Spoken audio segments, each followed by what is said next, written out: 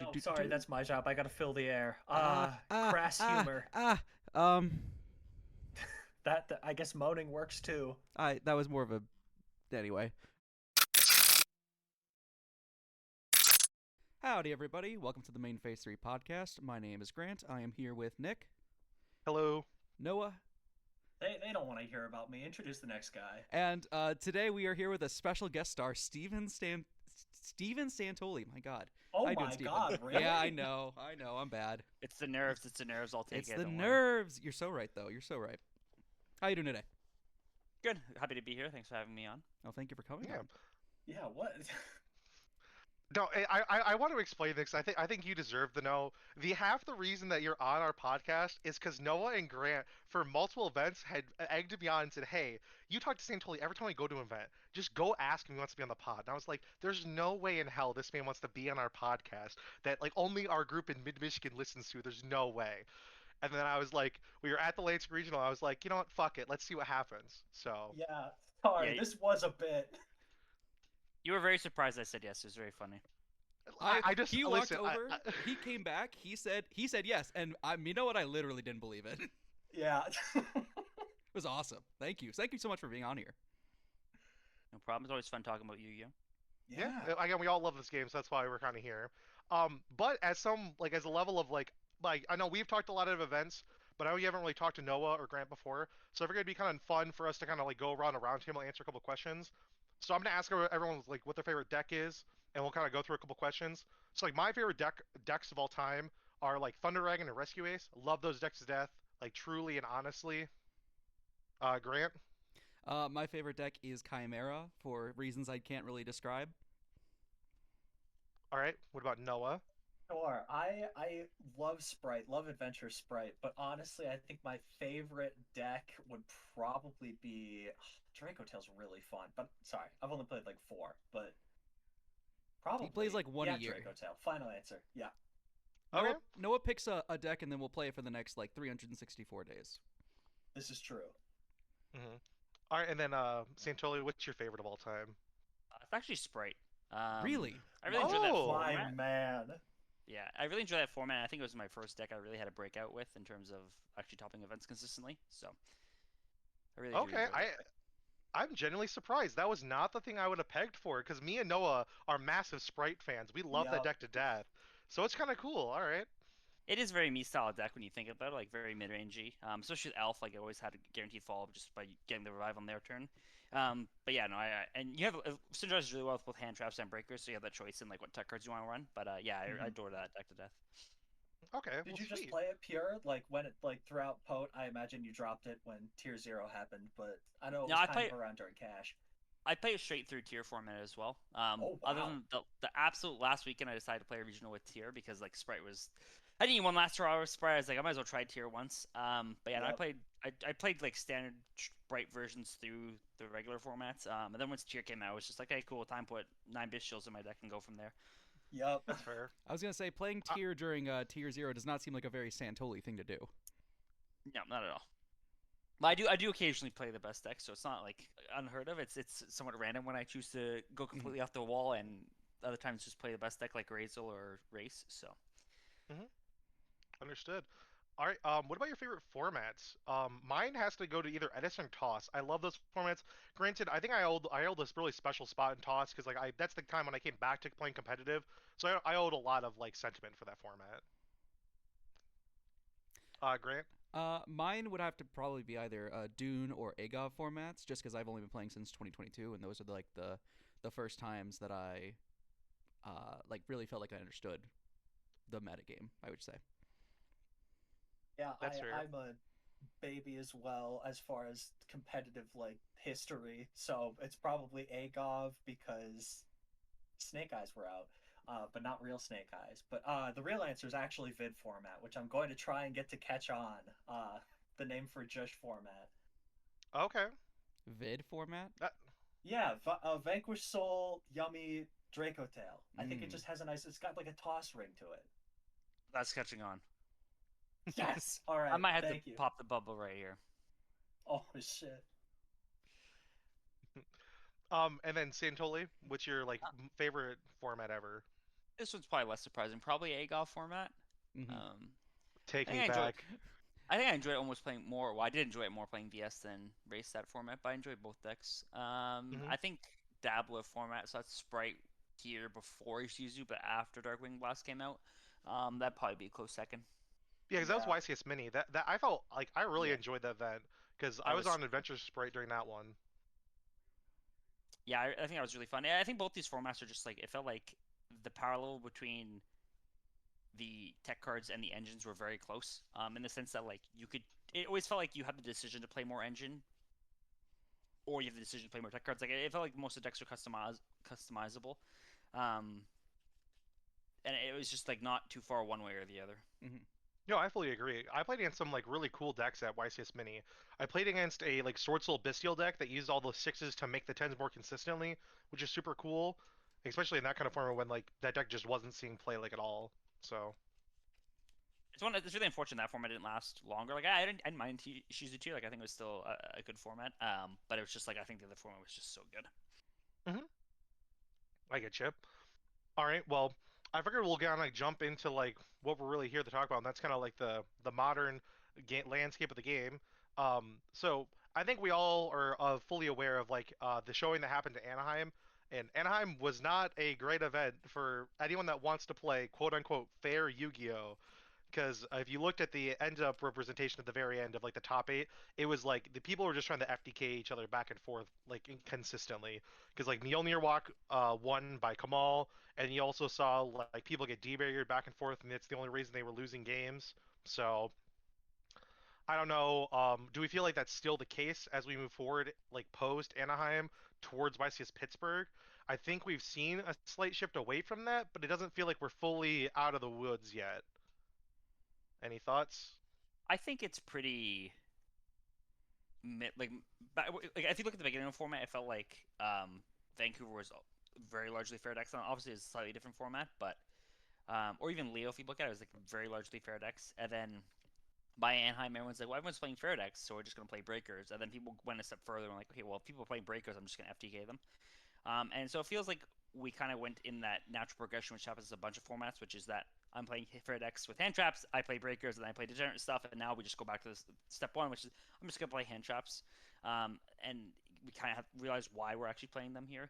I think the decks are still existent that are doing unfair things. Like I even think when you look at like some of the hybrid decks, they're a bit more toxic. Even if they're not drift FTKs, it's just a lot more obnoxious dealing with like Mitsu Yummy than just pure Yummy, or Mhm. Mitsu as a whole because it's a bit more of a floodgate deck.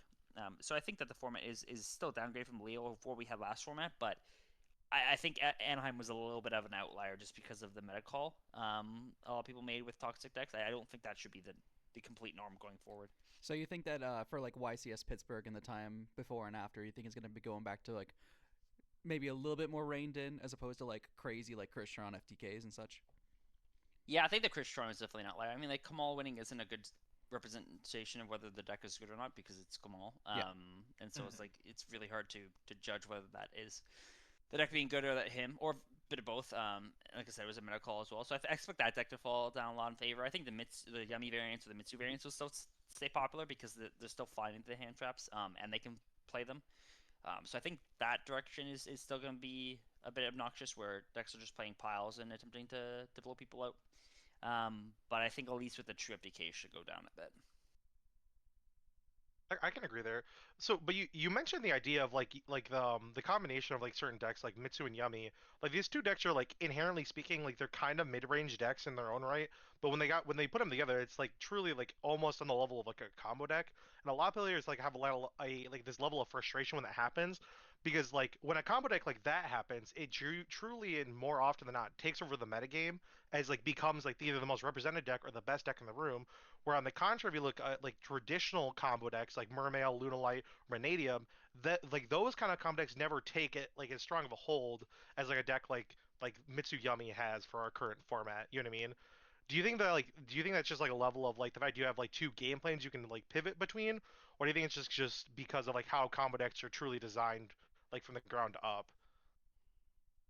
So I think it's multiple things. So I think we should talk about kind of combo decks in the modern meta, which is that when you look at most mid-range decks, their end boards are really good now, like very very good.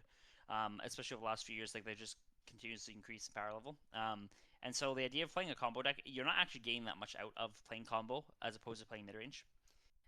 And so a lot of the combo decks that have shortcomings are more just due to the fact that like you're just playing a worse mid range deck because your combo is a little bit better, but you lose more tech space, you have more bricks potentially, and stuff like that. And then I think if you then go a step further and say, what about the engines combined together?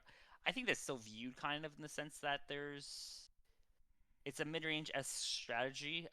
It's just you're increasing volatility in your deck because you have multiple engines, which means you have more garnets.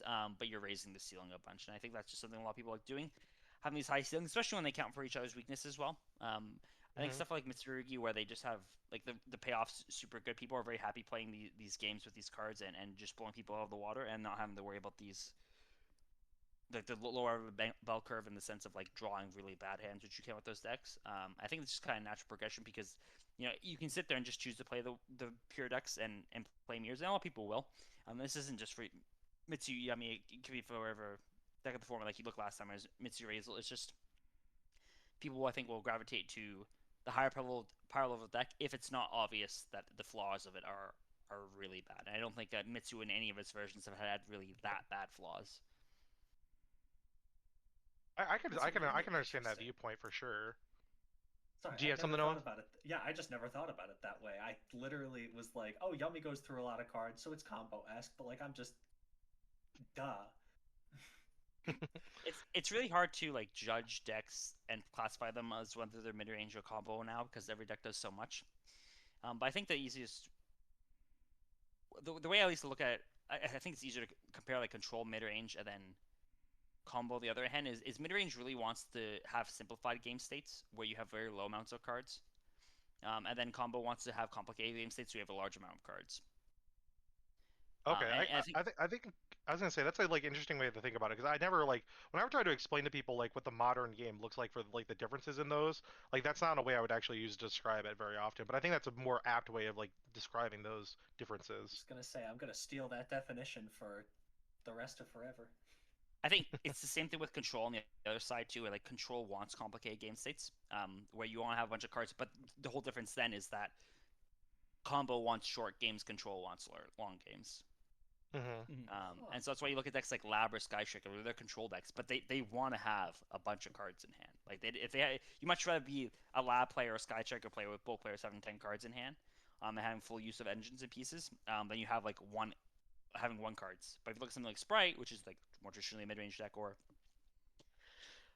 something like Yummy, you're happy you're having one card to play with. So I No, think that's usually how I classify difference. okay, Do that's you like it's Huh. very interesting. do you think that like the advent of like one card combos in the last like 2 or 3 years has contributed towards like decks wanting to be in that game state where they have 1 or 2 cards at their disposal, or do you think that that's kind of like a parallel thing that's been happening? To some degree, but not completely. Like I think there's still decks in more current that you want to have multiple cards with. Like the Mitsu is in theory a one card combo deck. There's a bunch of one card starters, but I think you rather have multiple pieces for that still, just because the pieces line up so well together. And even if you More look like back Draco a Tail. few years back, yeah, like Draco is another example of it. Um, and if you look back before then, it's like you had one card combos back in the day, like not super long ago, but it's just stuff like pre-Sprite, so pre-Po, which I consider like postmodern Yu-Gi-Oh, which is like kind of the next big power creep. You've had stuff like Marine Sys existed, um, Salad existed, obviously. Like you still had those decks exist. They just did a lot less with it. And you back then, when you like if you look at toss format, like you very clearly had Salad as your mid-range deck. It wants to play with low cards. Striker as control. Thunder Dragon as combo because both those decks want to play with a bunch of cards, and then Orcus again, also kind of wanting to play with a low amount of cards. Maybe not true one card, but it was happy like I think having less cards in the game state. So I don't think it to some degree like one card combos do increase this want for decks to play with lower amounts of cards, but I don't think it's just that as the only reason. Do you Hmm. do you prefer? I imagine a player like you would prefer like the more two card combo decks than the one card. I presume. I mean, I think stylistically, I just prefer the mid range decks. That's not to say that they're one card combo decks, but I don't like. I generally try to pick the deck with the least amount of flaws as opposed to the best strengths, because I feel I can outplay my opponent opening better when I open good than outplaying my opponent opening decent when I open bad. And so I think a lot of the decks I prefer are decks that have very little issues as opposed to decks that like have the large power ceiling. And I think this is a somewhat unique thing for me. I don't think there's that many really good players that have this philosophy. There's definitely a few players out there that do have a mid-range style philosophy, like Paulo is another one who I think really prefers that kind of low to the floor play style. Not always, but more than not, similar to me. Yeah.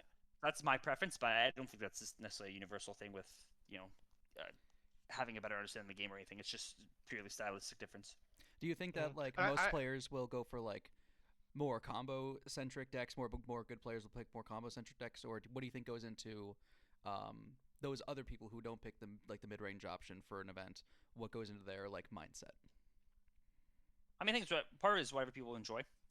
And so that's a big thing. It's like generally the mid-range decks have a specific way of getting enjoyment out of it. Like I have to work through all my wins. A lot of times, I'll work for more wins I find, and a lot of people don't enjoy that. They want to just kind of blow the opponent out and go like, "Oh, I combo through 4 hand traps," like, and feel that way, and or make it unbreakable board, and they're happy taking that win automatically, which there's nothing wrong with that at all. So that's one thing. I think the other thing is like you look at a lot of really good players, and they're always gravitating to the combo like I'm gonna end the game the first turn type of decks, and so they copy them because they think that's correct. Let's say it is or it isn't. It's just a stylistic choice, and there's formats where I think that people are playing the quote unquote best deck, which is not the best deck, and there's formats where I'm not playing the best deck, and I'm over insulting it when it's actually really good. And so it's 2020 hindsight and hard to see which one's right, but I think a lot of people are going to the heavy combo decks because they feel that they're the best chance, and it's how you're supposed to play the game. Yeah, I think Yummy Mitsu is like a 10 out of 10. Oh, in hindsight, this was actually like absolutely crazy sort of deck. I think to some degree, the results still haven't quite completely caught up with it. It is, so if you look at the last week, Mitsuyami is the most performing deck. So maybe it has, maybe it is overtaking Pure Yami now. I'm just looking at it now. The biggest thing is it just has no silver bullets, which I think is the big thing. And I think the clunkiness of the deck is relatively low, so I think it's good there. I do think it's the best deck of the format. So go from there. But you You wouldn't shouldn't agree have with said that. Triff that You're it's inflating tier Grant's 0. ego. When we were going into this format, Grant was like, I think Yummy's the best deck. Doesn't matter. I think it is." And you're just literally just inflating that man's like No, a listen, true listen. opinion of this format. What happened was I said I just think Yummy's the best deck. I came in with no proof, no like reasons. I just like felt it in my soul. And Nick had like 3 or 4 reasons why he thought Mitsurugi was going to be the best deck. And at the end of that discussion, I was like, "Yeah, but I just think Yummy's going to be the best deck." But like no other reasons. To be fair, it is the hybrid. Like you're both right. No, yeah. That's as I would prefer to put it. You're both wrong. But... Yeah, that was the most unfortunate trust thing. us. That was the most unfortunate thing is that we were both right and we were both wrong. Yeah. One of the things that I was because we just had a regional this past week and we told you about this. One of the things that I was looking at is I was looking at playing Yummy Mitsu, and one of the aspects that really frustrated me about this deck and what caused me to end up not playing that for that event was the brickiness, the fact that you play like 9 cards or like somewhere between 6 and 9 cards depending on the build, and somewhere between 40 and 50 cards that you just don't want to see. I presume how big of an aspect does that play in your deck building? Do you just like really hone in on the consistency and try to like eliminate the bricks? I'm interested in hearing your thoughts on that because I know you played Centurion, which is a deck that I played that I know that has a lot of engine requirements that you do not want to see. Yeah, so I think in general I try to avoid decks that have the bricky nature, and I think it's also like important to kind of evaluate cards correctly. Like people say cards are bricks or low quality draws worse than or like they misevaluate them a lot. And so example would be like something like Dupe Frog and Sprite early days. Like people like hated playing that, or extra 2s when it's like these cards are completely fine to draw in almost all scenarios. It's a 2 you can normal. Or stuff like the second cross and Razor. Like I'm never upset drawing the second cross. Like that's not a problem. Some game states it might be better if I have something else, but like that's a very specific thing. And so I think with the Mitsuyami deck specifically, I think you do have a fair bit of bad draws, but you also have a fair bit of like fine draws. You don't want to see them because you rather see something else, but the card themselves isn't particularly problematic. The Centurion point, it was at Metacall when I played it. I mean, I think I think that's a deck as well that has. I don't know how many of them are bad draws and how many of them are like subpar. Like drawing the low guys is rough, but drawing the trap, especially going first, like that's not a problem at all. Drawing bonds isn't particularly a problem. Mhm. And I enjoy that deck a lot more when I was playing it without the full package. Like I enjoy it more before it got the support and made it really good, just because it was a bit more holy. Then you had less of the bricks. Like you didn't play the wake up to combo like that. And so where possible, I try to reduce bricks. I think everyone tries to reduce bricks where possible, but I'm definitely one of the people that will trade power for less bricks, where other people will do the opposite. And again, it's just kind of a play style of what you prefer and what you want to do. So you mentioned this, but I want to ask this because one of our buddies, who is a big Crystron fan, and when you were playing Horus Crystron, you were one of the very few people at that time that was opting to play Dumatef, a card that's inherently one of the worst cards you can draw on that deck, but you still opted to play it. So I'm kind of curious, like in those kind of scenarios, like why would you opt to play like a card like Dumatef in that kind of deck? You know what I mean? I think that format is a bit different. In most formats, I think I will try to play a very holy deck, and not try a high roll. And what I mean by holy or sinner decks is whether a deck is, if it's a deck's holy, it means that it has not that many flaws in itself. You're not going to lose to itself that much, so it's gonna do what it wants to do a lot of the time. Whereas a sinner deck is something that has a lot of problems in it, where you're playing a bunch of bricks to get a high reward. I love And so that. for the concept, or for the question of Crystron, why I play that is because I think the format was just really rough, and I didn't think it rewarded holy decks at all. Like I see. that format was just super high power level. It felt very hard. It was very scary to try dealing with Malice. It was very scary to try dealing with Mitsu Razel. Like it felt like you had your floodgate hand traps, which I chose to use because I think there was you need to use that format. And then when you turn skip them, I'm not trying to play this game of like, oh, I'm gonna get advantage slowly. No, I'm ending the game immediately. And so I think the third Horus name just did so much in terms of just immediately ending the game. Where if Mcetti resolves a 7-3 horses, you're dead on board. Like there's no Hmm. chance you really have to interact with anything. And so I think that's the big thing where that was against my normal style for sure because I chose to do something that was holy and it had a lot more inconsistency problems and stuff like that. I think the power level of the format just justified it and saying like, well, if I'm playing this form, like I'm going to try high rolling a bit more than I usually would. So that's why I played it there. Okay, because I feel that because like this like we just went to Indy this last weekend and I played Memento, and I won more games off the back of just kind of like is slamming the Memento OTK on the board. It's like, do you have an answer? Oh no, okay, the game's over then. Like Yeah, just because like so against certain the decks at least even now like there's still a problem where it's like if you give them too much like they're just gonna steamroll you. So yeah, it's kind of weird. Like half the decks in the format are really fair, and the other half are a bit more. I'm going to snowball control immediately. So it's hmm like this weird balance you have to find in the format. it's pretty interesting. Um, so I guess with that being said, as we move towards Pittsburgh, what? Because I'm assuming you're going to Pittsburgh. And I want to guess you're probably looking at Dragotail. But is there any other decks that you think are like high on your list of contention? You think are worth like putting more time and effort into right now? I probably should play Draco Tail. I really don't want to play Draco Tail just because I think the D bear issue is just a problem. I think it's me being a bit annoying in the sense of like I'm over exaggerating how much you lose D bear because that deck has a very reasonable plan into D-Bear, which is I'm going to hand trap you to death. You're going to D-Bear, and I'm just going to sap to play on your next turn and win that way. Like, it's one of the better decks at playing through D-Bear, especially when I was playing, like, Razel and Razel format, where, like, that deck had no plays on the opponent's turn. Like literally nothing. Yeah, but I think that my biggest reason I'm leaning off details, I just think the Yummy matchup got so much worse transferring over formats because when they had to build to beat Vanquish Soul, it means you could just feast on them. But now that they're building to beat Draco Tail, especially in the side a lot with D-Bears and stuff, like it gets a lot more rough. So losing this best matchup is not particularly ideal. I also think this deck struggles a little bit against the higher ceiling decks, at least with the Yummy variants. But I think it's still a very big, very good call. It's like the second best, or it's the best non-Mitsu Yummy deck out there. But beyond that, there's nothing specific I'm looking at. There's some things I'm testing or having guys test in my testing circle that are just like out there decks and see if they can get anywhere. But ideally, I would play a deck that doesn't lose a Dewey Barrier, because I think that's like the card of the format. But I think that detail still might fulfill that role, and I just have to accept trying to play through it. Oh, there's always Yeah, Malice. Uh, I guess there is. I think Malice's worst salmon grade. I'm just gonna say that. Oh, I should take salad. You're right. Um, like I like legitimately. I think the Yeah. Malice has the power level of Malice has just gone down too much to the point where I think it's a good meta call, but the issue is just the power level of it. And Salad's power level is a bit better. There's a lot of cheeky things you can do with it. Like the Weasel effect to give the opponent a body is insane because it turns off every yummy extender.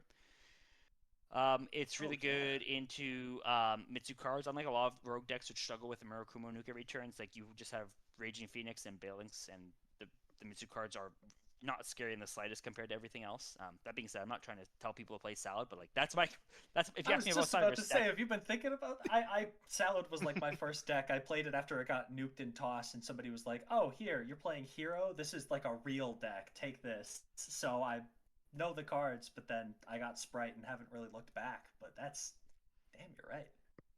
yeah, if you bring up Cyber's decks, I will that as my throw that out as my counterpoint.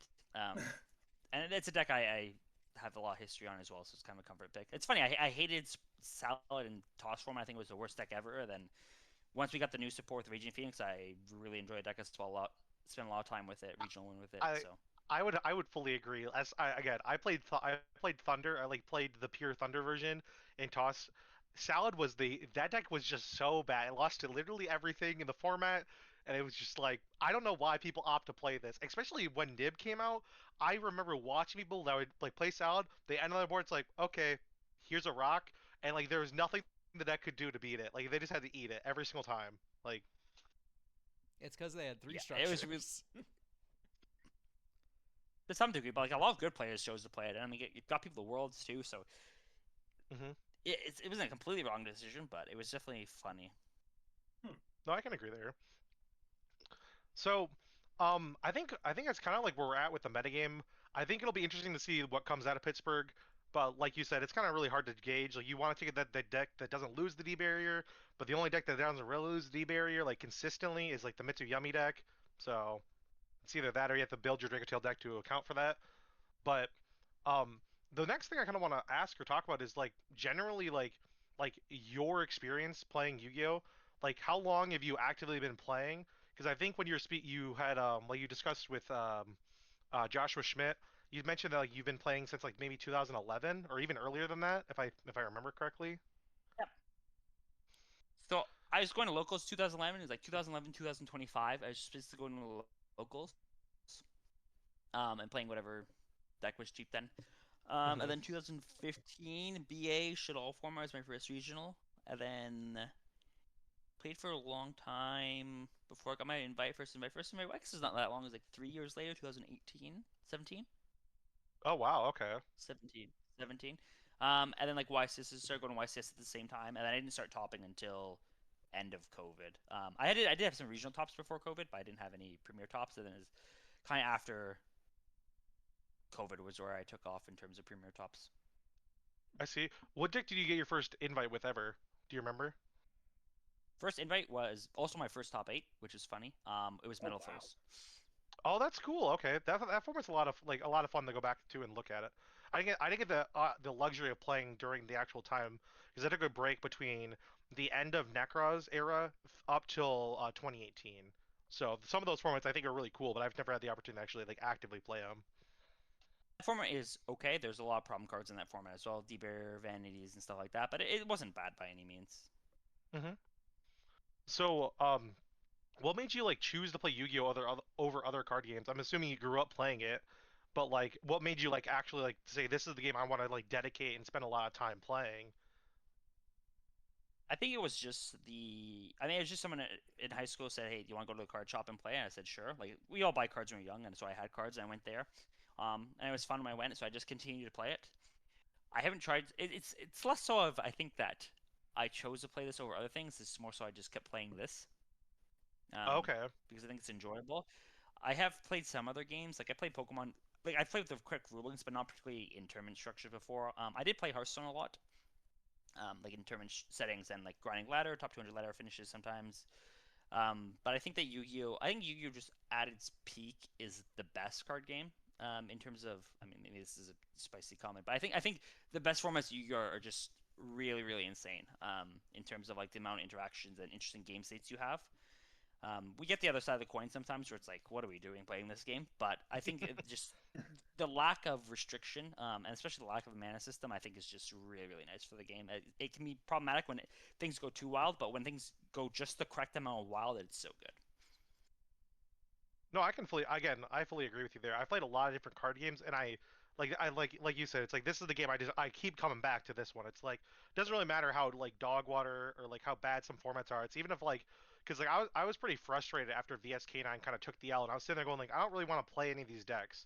And I was really trying to figure out what I wanted to play. It's like even in these kind of scenarios, like I'm not that happy playing the game actively. I just know at some point like I'm gonna get to play something that's more interesting or more like engaging. So Yeah, one big thing as well for me is like I don't over test anymore. Like I'm not grinding DB so much. I go to locals once, twice a week, and that's just chilling with friends there. And I play a lot of like retro formats there as well in between rounds. And so even when the formats are bad, it's not like I'm forcing myself to play, which I think is the big thing. Like if you're not enjoying it, because a lot of times it's just a format issue. I don't have that kind of like, oh, I have to play and try to get somewhere. It's like I just take the time off and do something else. Like I'll do my amount of local work and keep up with the theory and whatnot to make sure I still have the baseline power level to be able to function at events. But beyond that, it's like I don't need to force myself to play any further. I see. All right. So you mentioned like when you first started playing the game, like you were just going to locals and stuff, and like you didn't like see your first regional like invite till like 3 years after going to regionals. Yeah. Like, what was your progression like from like that from like when you first started going to regionals to getting to the level you're at? Because I have to imagine it's not just as simple of like I just grinded a crap ton. There has to be a little bit more to that. I have to imagine, right? I mean, if you want to start from back to the regional level, like, sorry, if you want to start from like the beginning to where I am now, like at some base level of getting through like the initial stuff, it is just grinding and getting interactions down.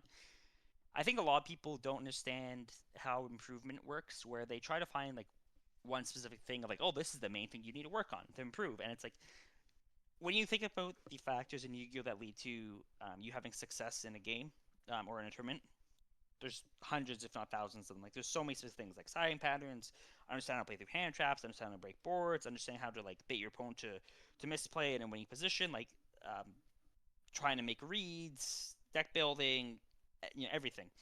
Um, and the goal when you're trying to improve should just be to get better at any of them.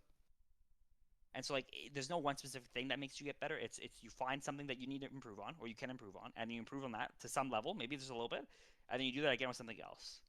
I think too many times people like try to crack a code or something and unlock true potential immediately by like solving this one solution. And it's not that. It's just figure out something you could improve on.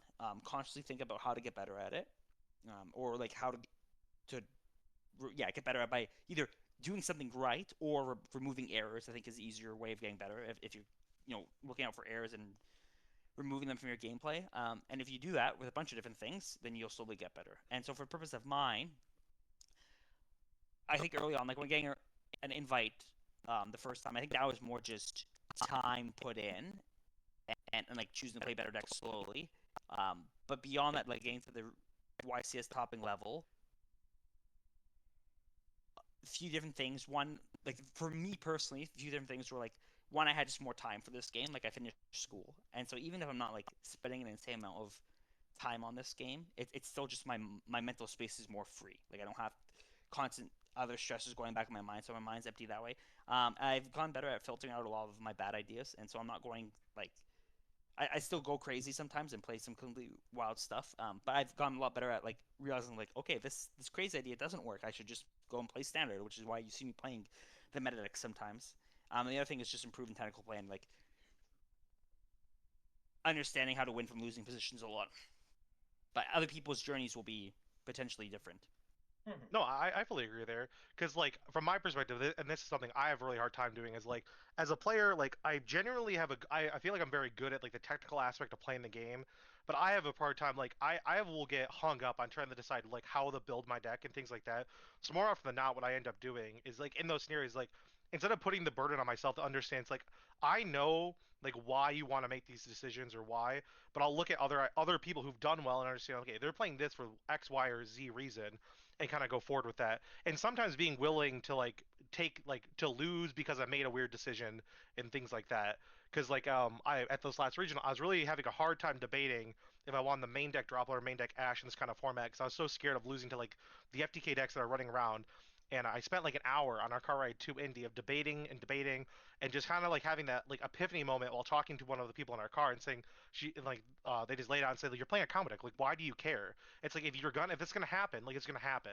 You just have to kind of take the L as someone, because what she is mainly has played throughout the entire time she's played is just mainly combo decks. So like that's kind of like a second nature idea for her when I normally don't play these kind of decks very often. So kind of like taking those kind of ideas, and even if it doesn't seem right, like I think that's a big part.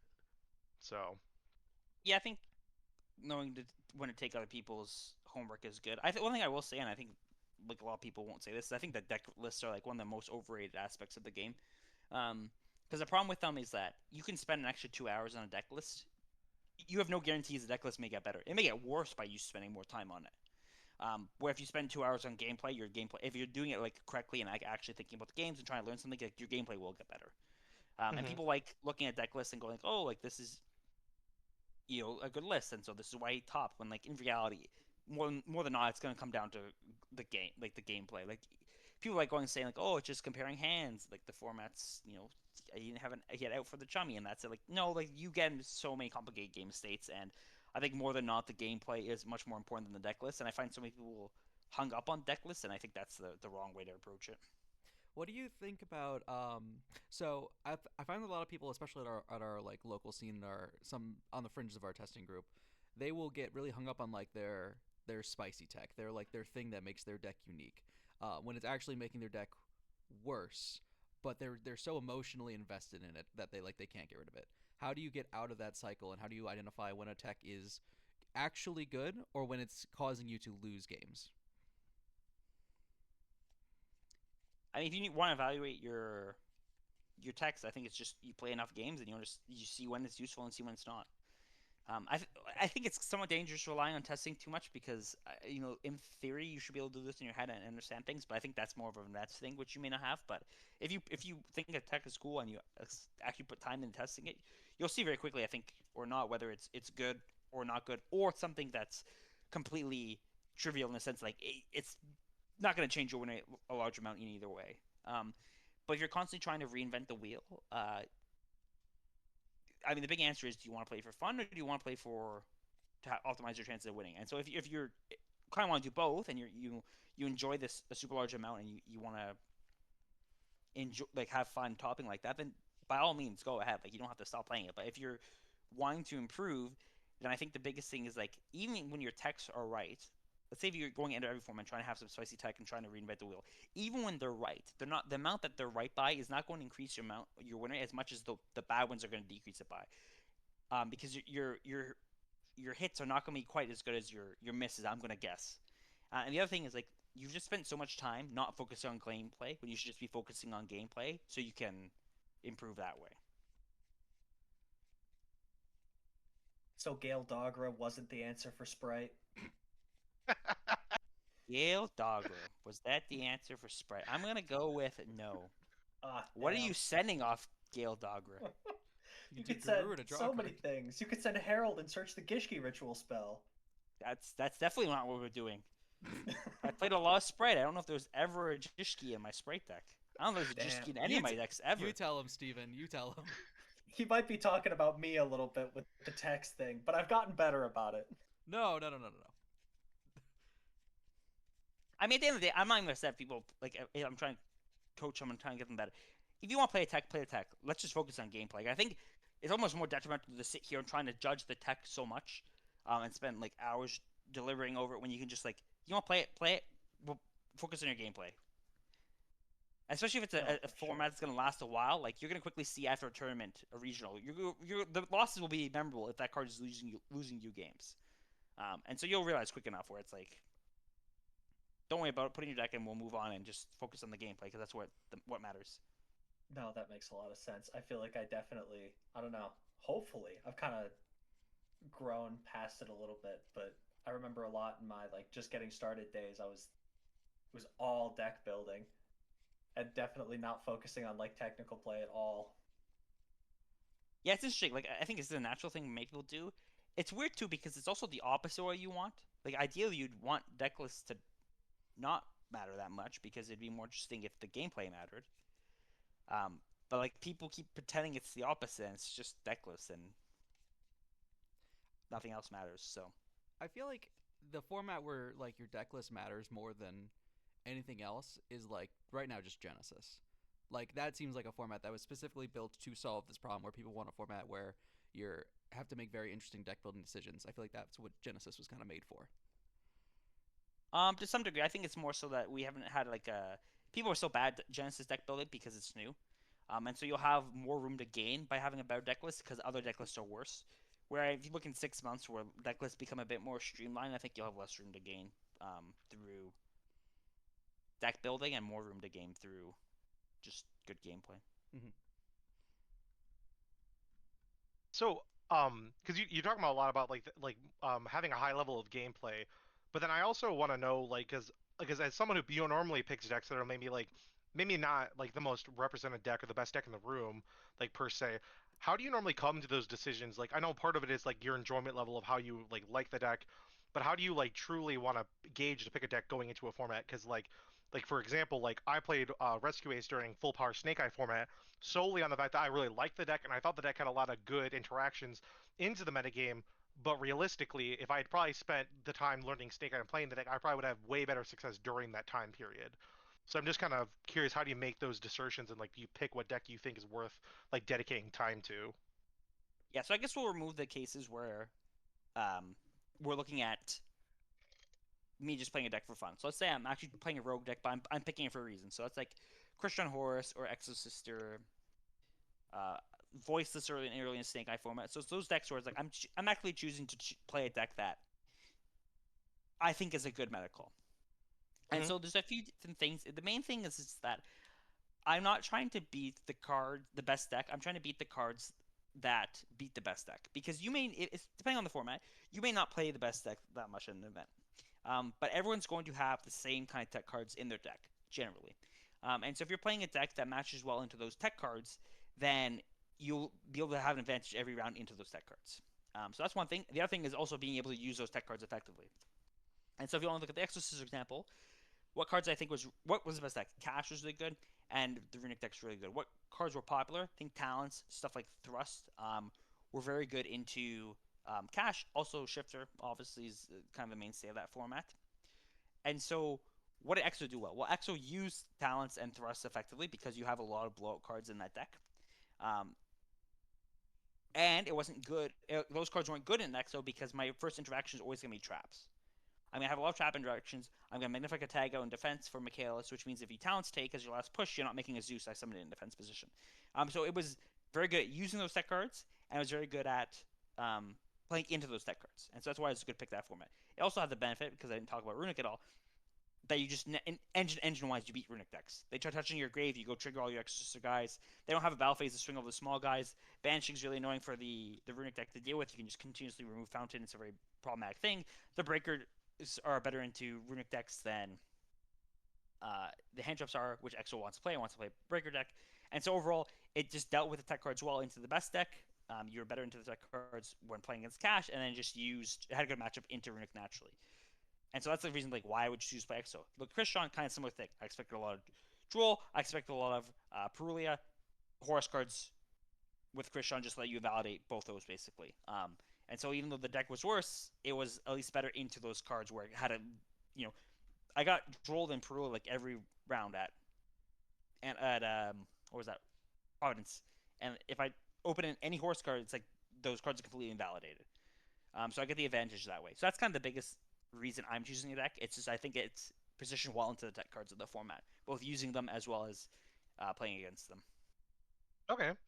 I think that's probably like that seems like an extremely well thought out process, and it's interesting because like you see people that don't do that kind of thing where they just opt to play the best deck because it has the highest win rate into a format more often than not, even with the tech cards that are like very well poised into it. So Yeah, I mean, there's always a trade-off when you're playing a lower power level deck as well. Like in both these examples, like you do need to play them correctly. The other thing I also point out is that I know a lot of times the deck choices I play, there's not many people working on the deck, and so people's evaluations of the deck are also just wrong. Like people are saying that, like Exorcist is the prime example where it's like people are looking at the deck and going like, "Wow, this deck's unplayable." And it's like I have no clue why at all from the get go that was people's assessment because it came out, it got Martha and Returnia in potent, same as Sprite. So it came out with Sprite tier. It being worse than Sprite tier is not particularly a good judgment that this deck is bad. Yeah. And even further than that, it also won a YCS in that format with Sprite tier still. And Yeah, it so won Niagara, the first event of yes, Poet. so it was second because you had the EU Oh, that's right. Yeah, yep. nationals, Yep. continentals, whatever you want to call it. But yeah, so won that. So high go success. Then full power tier came out, which it's obviously worse than. Then we have full power cash, which is again worse than. But then we give in the power level lower, and it's like I don't know why you're now looking at Exorciser like it's worse than Sword Soul or Despia. It's like it came out in Pote, like it's worse than exactly full power tier, Sprite, and cash. And so people kind of looking at this deck and like just writing off from the get go because they think it's awful. Whereas like now I'm just gonna take this deck, spend a bit of time off with it, and a lot of times it does kind of start out as something fun, but then realize it's actually positional off. I play a bit more. I'm gonna put more time into it, and then it's like, oh wait, this deck is actually just really good because it actually just does a lot more than people think it does. Same thing with Voiceless early on. Snake Eye form I think was good because everyone's on like 3 Veiler, 3 Imperm, 3 Nib. I go play it at West Costa Rica, West Vegas, and people were on videos, like I'm watching Bloomberg replays or whatever, DB Grinder, and they're just ending board every single time is like Guardian, low, maybe they have a Stravis plus Trap. And it's like they haven't actually taken time to really try to get as much as they can out of the deck. It's like if I'm opening Prep plus Diviner, the end board was like Guardian, low, Stravis, IP Trap. It's like 6 interruptions. And so like another example of like people just didn't. No one good took time to actually elevate the level of this deck up, and so the deck's just better than what people evaluated it as initially. No, I can fully understand that perspective because, like again, I mentioned the fact I played Rescue Ace during the hot full power Snake Eye format, and I had a lot of people like be dumbfounded on what I was like doing with the cards. They're like I didn't realize this deck could do this much, and I'm like, well, yeah, because Oh yeah, no one spent the time to play the deck during this format. But even though I felt it was extremely well positioned, especially into the Snake Eye deck, so yeah, I agree with that. Like it's just that's another good example of it where it's just like people don't understand the power of these other decks, and they don't have anyone good to test at it because like they're more specific people, if anyone's even playing them, and then they just kind of get blindsided when I go and play it, and it's like, or someone else goes and plays it, and like, oh, this deck actually does a lot.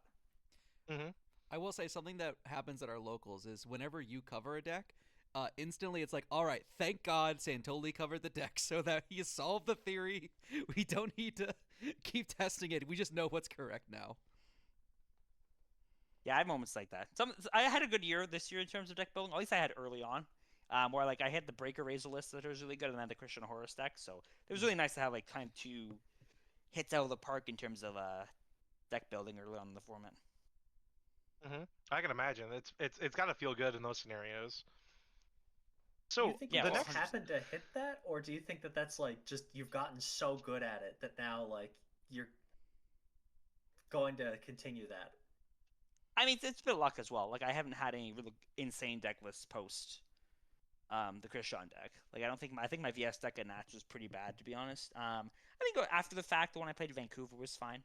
Even though I played a smaller can package, I think the list was fine, but it wasn't anything revolutionary. So, they have the baseline theory. Sometimes that what I tried lines up and it works well. So I'm sure I'll have Mhm. more groundbreaking decks, but it's not something that's like I'm gonna hit out every format. And you notice that with other players too. Like you look at Trift, he created the Mitsuyami deck, he created the Fiendsmith Razel deck, but then you also look Yep. at like, and while he did top with Mitsu Razel at Orlando, it was like that wasn't particularly a hit out of the park. Like that definitely was not the best deck of the format. So you Yeah. go through just ebbs and flows naturally. I listen. You say that you talked about how Triff like invented the Fiendsmith or like popularized it. I like this is like Grant like will He was so kind annoying of like about this for like 2 weeks. because I was so mad. Because I had spent like weeks leading up to Raziel's release saying I think Fiendsmith Raziel is unironically really good. It feels really good in testing. It feels really nice. And then Triff just goes and tells the entire world about it. I was like, God dang it! I was like, I wanted to have one regional where no one knew about this deck and I could have swept. That's what I wanted. Too slow. World moves fast. Yeah. Yeah, it's unfortunate. Um, Now, the next thing I kind of like, we're kind of talking about like what it takes to kind of like progress and get better at the game. Like when it comes to like your testing circle, like how long did it take you to kind of get to a point where you felt really good with who like your testing group is? Because at some point, I feel like you have to pick, like not really pick and choose, but kind of understand like these people are like going to give me valuable testing, or maybe this group of people is going to be more of just kind of like an enjoyment of like just we're kind of just hanging out. We're not really like progressing and making like actual like meaningful testing happening.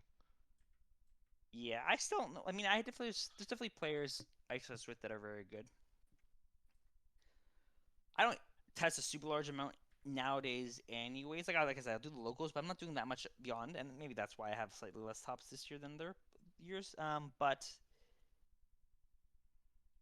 I think the bigger thing isn't necessarily having people that are like super good. It's just making sure you can take something away from the game. I guess there's two things that you should want from testing. One is to take something away from the games you play, so you learn something. The second thing is to get an understanding of the meta.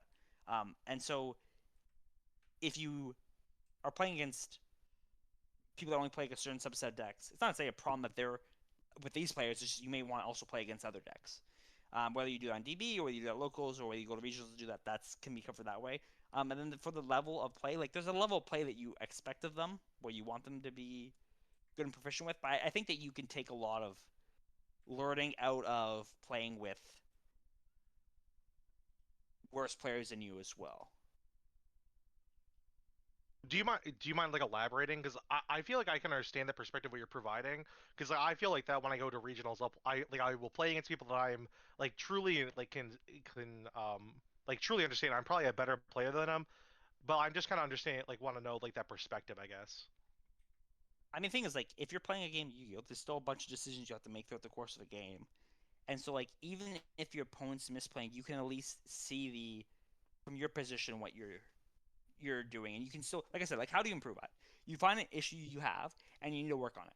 And so, for a lot of issues, there's still things you can do when playing against people who aren't playing as often as they can to still improve your gameplay. Like, you're still going to have unwinnable positions that you're in, or you're still going to have you still need to fix your side patterns like that, or you're still going to like be able to play through hand traps a bit better. Especially if like you're communicating, which what you should be doing in testing, like you can always have a conversation with them as well, like, oh, this should have been done differently from their perspective. So that means you can then rewind and do something differently from your perspective. And so as long as you're putting in positions where you're like not muscle memory on what you should do in these positions, it means you're thinking about it. It means you're learning. So obviously, it's better if people you're playing against are better because that means you then have like less work to do on your end because they're going to do things. And also, they're just going to do things that you're not thinking of. But if you're just trying to improve on any aspect specifically, like that doesn't necessarily mean need someone better than you to do that. No, I can fully agree with that because like at the regional this last weekend, I very consistently or very like realized in moments I'm like, well, I just screwed that up. It's like, well, it's like how do I fix my own mistake of what I've just created, even whether my opponent did something or did not. Like, so. Yeah, like a lot of it's on you to figure it out as well. And Hmm. like I said, like there are times where I test with some really good people. Um, let's maybe go back a year when I started playing, or I was playing like significantly more than I am now. There were some events I would test with some people who were like also ISIS top levels, and other people would just be like, I'm playing with someone who is a lower power level than that, and I'm still getting as much as I can out of it. Like it wasn't one or the other. It's just I'm just doing it with whoever I feel I is convenient to do for that moment, whether it's due to the power level, whether it's due to the deck choice, whether it's due to whatever. Okay. I just like you just hear a lot of like high level players talk about like building this like play circle. So it's just interesting to hear that like you as an individual who has like had very good success, that's not something that you've like actively like sought out or like built up.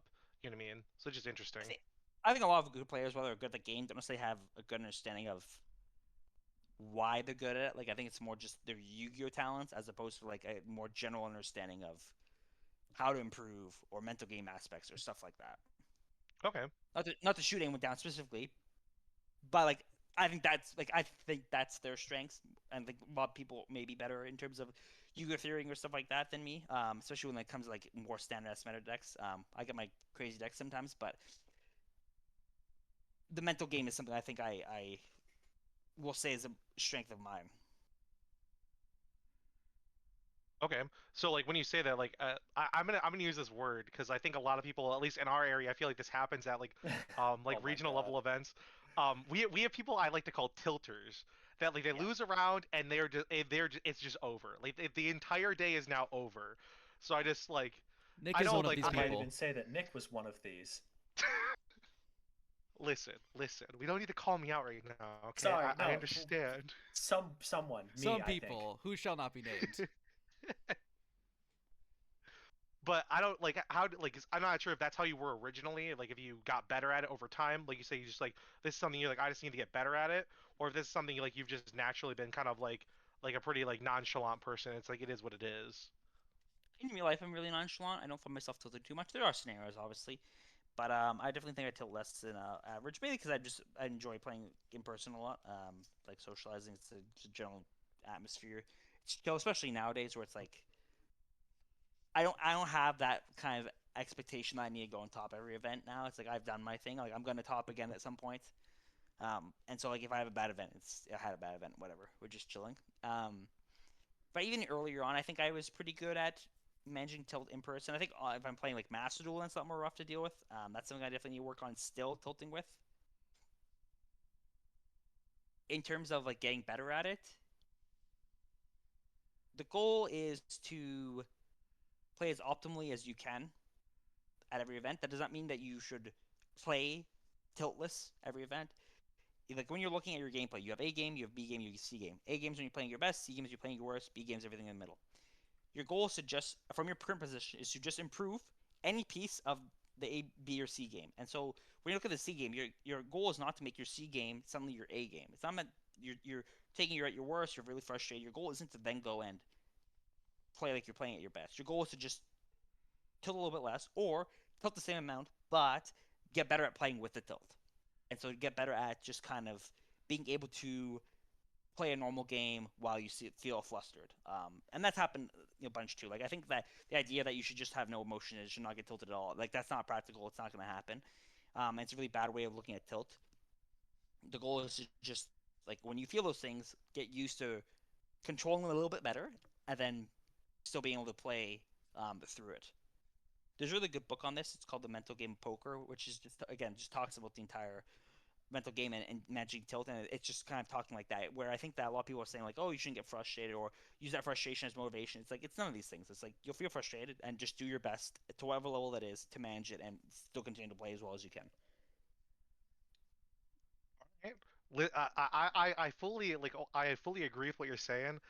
But listen, I've gotten way better at like regional level events, but at locals, oh, I He lose gets my mind so mad. I because okay, this makes me so mad. I'll sit across from Grant. It's round one of locals. I'm like, I drove an hour to be here because I drove an hour to go to locals, and I'll go, all right, cool. I'm playing Memento with board breakers, and no one at locals has been playing like Omni Turbo decks. I sit across from Grant. It's like I'm playing Soul Cord Yummy. I end up double Omni every single game, and I was like, I just like, all right, cool. I guess I just take the L now.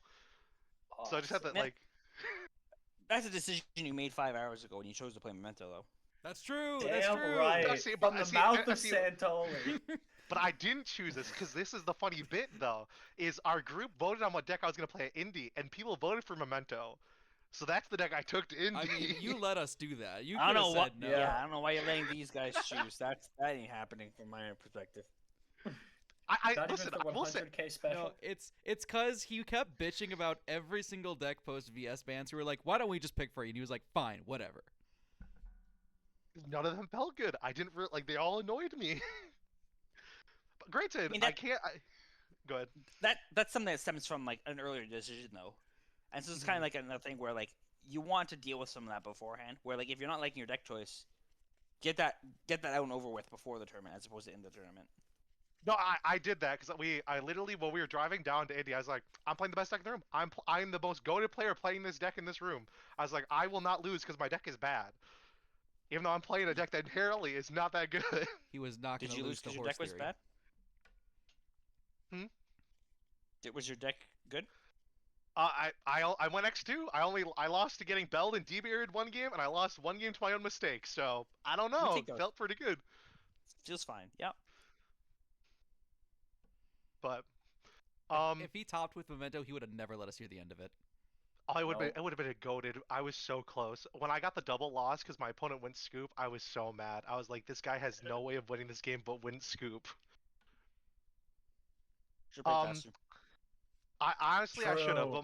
but I more so should have made my opponent play faster because he kept thinking on every action I did something. I just was being too nice. I feel the double losses will tone down a bit in the future. Like I feel there's only so many times that people can take that before they go and like, realize like, oh, maybe I should stop doing this. No, I went to time like I was pretty close to time a couple times because I was like grinding with my opponents. But like most of the time, like my opponent just realized they weren't winning, and they just like it truly is like, yeah, you got this. Because I had a Dragatail player where I was like, I have the OTK. Do you want me to go through it in 3 minutes? He's like, you got it. Like I see the writing on the wall. You know what I mean? Yeah. I think more people Um, are like that than not, and they'll continue to get more as people continue to get more and more double losses. Like there's only so many they're gonna take before like maybe I should not do this. no, I fully agree there. Um, I think Noah has a question that he should ask. So I think on the What? you should ask the question on the bottom of the list. You should ask that one because I think Uh, it's funny.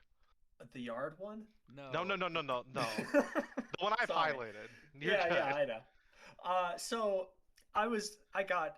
I'll give you a lot of unnecessary context because I think it's really funny.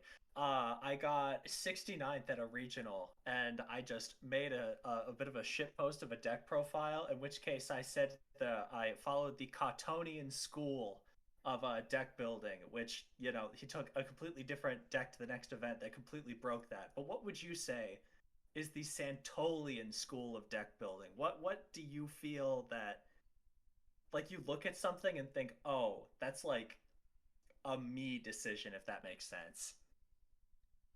Um, what's the most Santoli deck building theory possible? Hmm.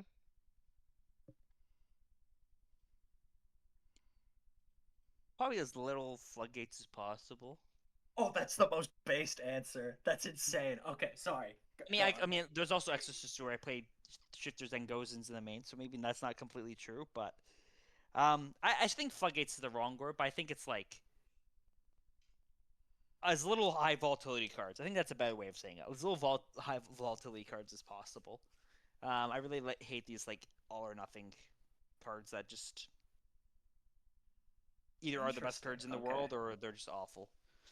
It's like why I refuse to play TC Boo and Vanquish Show for a long time because like they're signing in back row removal and I don't want to get take more. Like I don't need the TC Boo all the time to win, and so like I don't want to have more cards just lose to the same lightning storm they're siding in. Obviously there's cases where I think it was fine. Like XOI kept the Gozens because I think they were just that card had a lot less flaws that format when I was playing it. But yeah, I don't like the hit or miss kind of deck building styles. Interesting. Okay, that plus the general choice of like no weakness in the deck, which you talked about earlier. I sorry, just the one like the Ryziel breaker list that you were playing Judgment in, that really surprised me because I was like, oh, why are you playing Judgment in Maine? And I thought about Strike, this but yeah, this strike. Thank you. Sorry. Um, but I don't know. I feel like there's this word that I don't know if it exists that's like a rule until you're good enough to break it, and like the rule here being purple cards bad. Um, like in music, like you're not supposed to play like a G and a G sharp, but then once you get yeah. into jazz, they do it all the time type stuff. Like it's I, just I don't what think I don't think this is an exception to the rule though. Like I think that's just people misevaluating Strike. Like my thing is not play high volatility cards, and I actually don't think Strike was a high volatility card. I think it was just insane going first. And I think it was like reasonable going second. Like oh no, yeah, sorry. For Anaheim, I would keep in Strikes going second into everything. Not Really? everything. Like if I play against like Ubel or like Snake Eye to take him out, but against Mhm. Malice Razel, I would just keep like even Malice going second. I would just keep the Strikes in. going Interesting. second. Sorry, I didn't mean to Because, say Strike was a high volatility card. I no, was but just like more it's a good example of it though, where it's like this looks like something where it's like I'm kind of going against my theory, but it's like I'm not. Like I think this is just an example of something I said earlier, where people are just evaluating this card wrong. Where people, especially like early on that format, people are like, oh, why are you playing this? Like, what happens if you go second? It's like, well, I have 18 other go second cards in my deck. yeah. And also, what happens when I stick a detonator going second, and now I have a set of strike? Now you make an access code with your mouse guide. I strike it, and now it's like, well, have fun. Like it was Yeah. that card was really good. And I was fortunate in my top 16 that event too, because I just bricked game 3. But it's like I hand trapped him twice. He set D barrier. I have a strike in my hand. If I draw playable, I just get D barrier. I summon 4 bodies. I set the strike Yep. pass. He has no engine. He top decks engine. It gets striked, and the next turn I just play. And so like it would have won me that game, but I bricked. Yeah. Yep. And so like that was just like that's not one related to the rule. That's kind of a different thing. To be fair though, if you want to compare it to the rule I just said, is like I think crossout's a very high volatility card. Like why am I keeping Yes. Chummies thing going first just to have crossout live? Like that is what the high volatility card is. That's like I chose to play strikes over the crossouts. So in some sense, I'm actually adhering to the rule more. Yeah. I hated like if I was playing a deck where I was playing crossout, I was going first. I'm like I just literally told myself like I'm not leaving these cards in. If you chummy me, you chummy me. I'm just like I hated that so much because I played Fiends with Razor a lot, and I just felt like it was the worst thing ever when you had to do that. I don't think I've ever entered an event with crossout. Now I think about it, I may have never entered Nats 2024 with crossout on my deck only because I played Tempai and it was for the mirror match. Like it wasn't even like crossout for the purpose of crossout. It was crossout for the purpose of Like Chundra. hitting like Kaiman and stuff. Yeah. And even then, I don't know if I did play it. But if I did, that's the only time I've ever played crossout on the list. I think the card's just like I'm not screwing up my deck build and make this card live. Like you can hand trap me, I'll just play a normal game where I get hand trap and play Yu-Gi-Oh normally. Mm-hmm. Yeah, I did play. I decided 2 crossouts. Forgot about that. Okay. Yeah. Are you the kind of person that keeps track of everything like in a meaningful way? Like you keep track of all the lists you've played at every different event and things like that? Not usually. The ones I top, I will. But I remember I made a YouTube video about that one, so I just went and checked that quickly. Okay, fair enough. Um, I think we're a little over an hour, so I guess the last thing I just want to bring up is because I think it's a little because I know we both like I know you both like both these decks, and I think I think these cards are very interesting. What are your thoughts on the new Exo sister cards and the new race cards that just got shown up the last couple days? Well, the race cards, I don't know if I would have played these in 2023. Like those cards are awful, man. It's true. It's true. It hurts my soul. It makes me so mad. I waited months to see these damn cards just for the Konami to give me the biggest middle finger in the universe. He talked about Like, this somehow- for like 3 weeks. Like somehow, what needed to happen was like they needed another 1-card starter, and they need a 1-card starter that like made Hydrogen a 1-card starter. Not only did we not get a 1-card starter, Hydrogen's still not a 1-card combo. Like, Yep. they're so bad. It's insane. I just can't. I just couldn't imagine. It's cool that we can now end on a Link 4 that does something instead of ending on Amber Whale or Raging Phoenix. But who It's not cares? cool I at just all. don't. It's so I just irrelevant, don't man. care. Yeah, it was awful. Listen, Yeah, go on. You're having a No, moment. you're good. No, you're good. I was just like, I'm coping. I love Rescue Ace so much. I really want the cards to be good, and I just know they're not. It just hurts. How he can I go will back say to it- angrily messaging the Discord about Thunder not getting support every time new stuff is released. Now that Rescue Ace has been ticked off the box. Yeah, I'm going to. Every time they post a card that's not a Thunder card, we're doing the bit. I'm gonna post in the new card I mean- discussion. Do you really want to do that? Because look what happened last time. That's You're true. This right. is karma. Yeah, it's karma because Trimmer in the chat said, I want Race to get mid cards so I can play it and not have to deal with mirror matches. And then we got mid cards, literally 10 minutes after he said that. That's And I Those aren't lost big my cards. mind. Those are bad cards. Let's clarify this. Those are awful. Not only are they not good, They're bad. They're But bad. now we look at the Exo Sister cards and they're probably Exo the cards are definition crazy. of what the deck needed. Yeah, the other thing is like we also got the Spirit guy last set. Yep. Both these are just complete. Like all 3 of them are insane cards. I expected it to be a tier deck. I don't know if it's going to be top tier. Obviously, I think that it will largely come down to matchup spreads. I can see it having a good Draco Tail matchup. I can see it having a bad Yummy matchup. Mitsu should be probably a good matchup. So I think it's more of a matchup spread, but the power level is definitely there now. Like there's a few things that need to kind of get improved with Exosister. One is the consistency, which you now just have like infinitely good starters now with the new spirit as well as the continuous spell. You have a way being nib, you have follow up, you have an like you just have a better end board, which is never the issue. And the big thing is like it's funny how I talked about Exorcist earlier. Like people misjudge the power level of the deck, but I think more people are a bit more accepting of its power level now. Is like even though the main deck monsters are not good, the problem is playing against it is the extra deck monsters just provide so much utility immediately. Like especially the new one, you summon that, I'm getting it something in the end phase, and I have the Omni up immediately. It means that you're forced to interact with the main deck monsters, which is not what you want to happen because it means you're just burning interruptions on bodies that can flood very easily. Um, and so just making like the fact that I had two exorcists on board even that much more scary now. It's just super good. Yeah, the cards are phenomenal. Like I said, I think it will be a tiered deck. It will be topping. Whether it will be a top meta deck or whether it's just one of those pet decks people play will yet to be seen. But it's no complaints with those cards at all. I fully agree. It'll probably be in the same reign that we saw like Live Twin Fiendsmith running around. Like it'll top a couple events and like do well. I think it's even better than that. Like reminds me more of like a Christian parallel, I would say.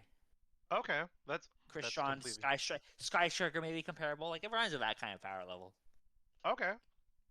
But Again, I even go. I think these are like low estimates to me. I think it's like those cards are just very, very good. I think that the biggest issue with the deck was like it doesn't actually have that many issues per se. It's just like the power level of it, and they just raise the power level while creating no like new inherent issues. Like it also is just like good in the tummies. Really is I guess annoying, but like it's good in Tafua now because you don't have to lead Martha constantly. You have a lot of the double draw combos are easier now with the new continuous spell. Like the cards are very, very good. you said double draw. Like, what cards are allowing you to do the? Are you saying like the Sophia and the Stella draw cards, right? Is that the? Sophia and Irene, so what you do is the new continuous Oh, spell just searches both. So you just normal this Sophia, then you extra normal the Irene, and you get the you get the one back, but still double draw essentially.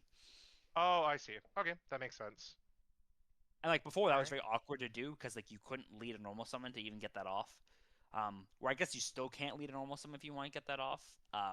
Or you yeah, you kind of can in some hands because you can like discard a name, then packs into special Sophia. It's a lot more flexible to get the draw combos off now. The discard's also super relevant if people don't know. It's just because packs will special summon if the sister's in the grave, and so anytime you use the add effect and discard a name, it means that your packs is immediately an e-tele now, which is obviously a lot better because now like if they go to do something where I'm gonna like prayers revive, I can now immediately like special summon it and trigger it that way.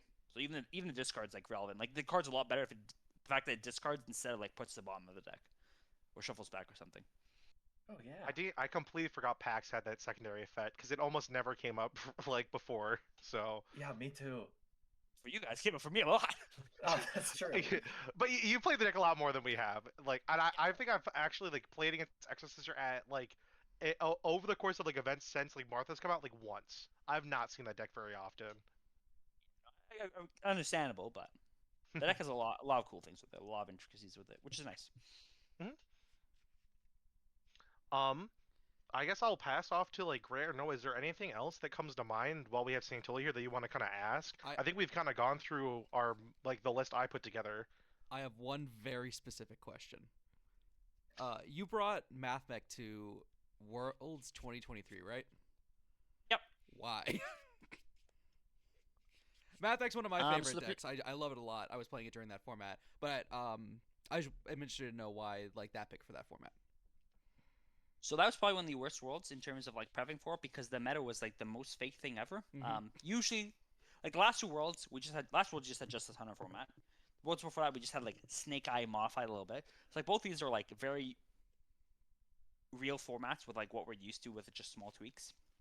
Um, that worlds, the best decks in the TCG were Cash and Runic, both of which were completely unplayable due to the hits on the OCG ban list. And the best decks on the OCG were Rescues, Pearly, and Tier, which were the latter, the first two, Rescues and Pearly, were not playable because we didn't get the cards yet. We didn't have Dune out, and Tier was not playable because of all the hits on our ban list. And so there was literally no deck going into this event that was like good in either of our formats that was expected to do well. And so it was this very weird format, and you kind of have to guess it. There were some obvious guesses like Lab and Dragonlink as the kind of two best decks of the format. And so it's just my goal to figure out something that was good into them. I tested a lot of things. I tested a lot more naturally because it's Worlds than I would normally. But even in terms of like decks I was trying out, because I was really trying to crack it. And so there's kind of two reasons I play Math Mech. One is because it's a deck I played, and so I decided to stop going crazy and try breaking the format when I can just focus on technical play. Um, and that wasn't something that came on immediately. I had like 5 weeks of prep, I think, to prep for Worlds, and so the first 3 weeks were panicking. But around the last 2 weeks, I kind of like resetted myself. I was like, okay, this is a comfort pick. We're gonna play this. We're just gonna go from here and go like that. So I picked the comfort deck. And the other reason is I just think I had an amazing lab matchup. Lingerie was a very annoying card. Also, just like your interactions in the deck were very obnoxious to deal with. Like Factorial is obviously very insane. And I think the Dragon Link matchup, as weird as to say, was fine. The big thing is that even though I expected more Dragon Link, Mag was at 1, and Mag is the problem card in that matchup. Like, them having 1 base shield isn't a problem, because it means they either choose to interrupt your combo on your turn, or they interrupt the combo on the Vector on their turn, and so they don't get both. And the dangers of trying to do it on their turn means that you can, like, battle or strike it. And so, like, if people were drawing Mag less, it felt like the deck was good into one of the decks in the other match, in the sense of Lab, and it was fine the other deck in the sense of Dragon Link. Plus, it being comfort was what made me play it. What ended up happening is I think Lab ended up being complete bait that event. I don't think any topped. There was a bunch of Dragon Link tops, so I was one of the best decks. But like top 4 after Swiss was Rika, Math Mech. So it was like, it was hard to guess. I think Math Mech was fine to land on for those reasons. It also ended up having a good Rika matchup, weirdly enough. So Interesting. Yeah, I've always been curious about this because it doesn't seem like a you kind of deck. I enjoyed it. I did play it earlier in the season as well. Like I played a bunch of regionals with it. Just because it's kind of mid-rangey too. Like you're getting the most out of hand traps and not doing anything super fancy. It was by no means a all-time favorite of mine, but I played it enough and enjoyed it enough throughout that year that I felt comfortable taking it to Worlds as well from a comfort perspective. That you weren't taking it to like win and then get circular banned to make Math pay the world tax or anything. Bam, that would have been my reason. I mean, I was fine with circular existing. I think that it's really funny. Like, that that's is the most controversial take. All right. I mean, like, look what we had now. Like, I think from the 2025 design perspective, circular is not the problem. But like, if you're losing the Math Mech that much, then like, just play more diverse cards to interact with the deck. Like, I don't know. Like, if you choose to have 0 respect for the deck and the deck opens circular, like, you get punished. Like, I don't know. It was annoying. Like, it wasn't the healthiest of decks, but like. No, you're right. Like, we were just while he was playing it, we were Grant and I were roommates, so it was just played against the deck a lot. Didn't love it. Yeah, but I mean, like, the thing is, like, I think there's a problem with decks when they have to like have specific silver bullets played against them. But like, Mathmech didn't have that. Like, you could play Bell, Bishops, and like it was more annoying because Cash existed, and so you don't want to play those cards as opposed to like Mathmech existing. Or like Droplets is another good card into the deck. Like, there's a lot of like good cards that you can just play normally that have coverage into that deck that I think is fine. So it was also one of the earlier like 1-card combo decks that was like really explosive off the 1-card combo. It's like the deck that people go to when they refer to problematic 1-card combo decks.